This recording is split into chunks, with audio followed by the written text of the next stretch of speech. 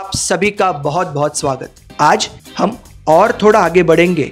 अब तक हमने जो देखा वो इंग्लिश वाक्यों का हिंदी अर्थ देखा।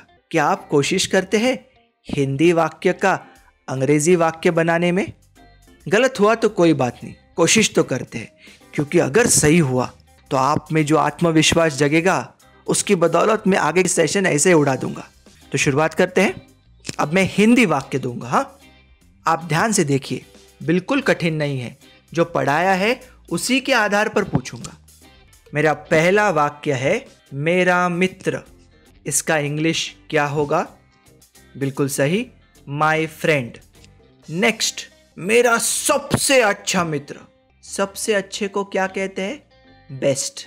तो मेरा इंग्लिश वाक्य बनेगा माय बेस्ट फ्रेंड। अब ध्यान दीजिए, मेरा सबसे अच्छा मित्र बोलता है। बोलने को अंग्रेजी में कौन सा एक्शन वर्ड है?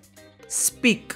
अब बोलता है यानी कि वर्तमान काल है, तो वर्तमान काल में स्पीक भी हो सकता है और स्पीक्स भी हो सकता है। अब हम कैसे तय करेंगे मैं किसके बारे में बोल रहा हूं? मेरे सबसे अच्छे मित्र के बारे में। वो एक वचन है या अनेक? एक वचन। एक वचन तो ही भी हो सकता है, शी भी हो सकता है, बट कोई फर्क नहीं पड़ता, क्योंकि ही भी रहे या शी भी रहे, मेरा स्पीक एस से समाप्त होगा। तो मेरा सबसे अच्छा मित्र बोलता है का इंग्लिश वाक्य बनेगा माय बेस्ट फ्रेंड स्पीक्स। अगला हिंदी वाक्य, मेरा सबसे अच्छा मित्र मराठी बोलता है, तो इसका इंग्लिश बनेगा my best friend speaks Marathi. और एक देखते हैं, मजा आ रहा है ना? पहला हिंदी वाक्य, तुम्हारा बेटा। इंग्लिश अर्थ क्या बनेगा? तुम यानी कि यू, तो तुम्हारा क्या होता है? बिल्कुल सही, योर। तुम्हारा बेटा अंग्रेजी में होगा योर सन। अगला वाक्य, तुम्हारा बेटा जवाब देता है। जवाब देने को अंग्रेजी में कहते हैं आंसर। अभी जवाब देता है मतलब वर्तमान काल है ना, तो आंसर वर्तमान काल में आंसर भी होता है और आंसर्स भी होता है। कैसे ढूंढेंगे?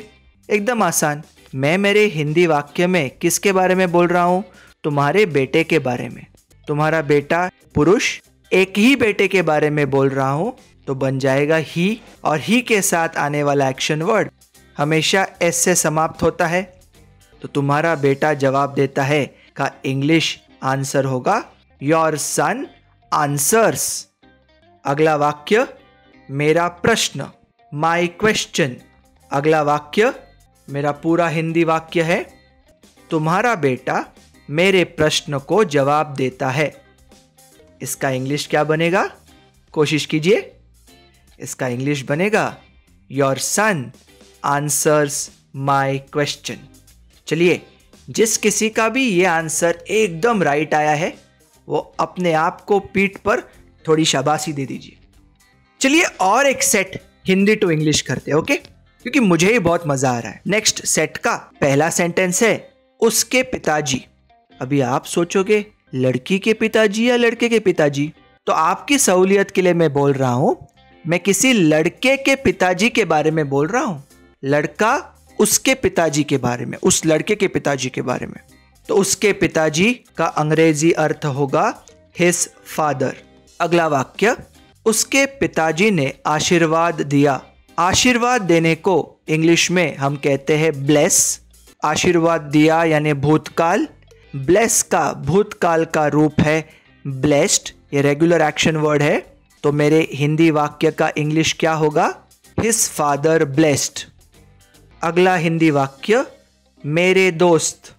मेरे दोस्त का इंग्लिश बनेगा माय फ्रेंड्स। अगला हिंदी वाक्य, मेरे सारे दोस्त। मैं चाहता हूं आप यहां पे थोड़ा ध्यान दीजिए। मेरा हिंदी वाक्य क्या है? मेरे सारे दोस्त। लेकिन जब इसका इंग्लिश बनेगा तब माय ऑल फ्रेंड्स नहीं बनेगा, बनेगा ऑल माय फ्रेंड्स। तो ये चौथे वाक्य पर जरा ध्यान दीजिए। हिंदी का मेरे सारे दोस्त अंग्रेजी में बना ऑल माय फ्रेंड्स। अगला हिंदी वाक्य, उसके पिताजी ने मेरे सारे दोस्तों को आशीर्वाद दिया। अभी आप ही बताइए, पहले 4 के आंसर्स के आधार पर इस बड़े वाक्य का अंग्रेजी अर्थ क्या होगा?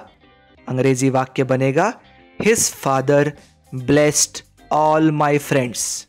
आप में से जिस किसी का भी ये पूरी तरह से राइट आया है ना, तो मैं चाहता हूं कि आप थोड़े खुश हो और मैं भी 2 सेकेंड आपकी खुशी में शामिल रहूंगा। तो इसके साथ यही समाप्त करते हैं।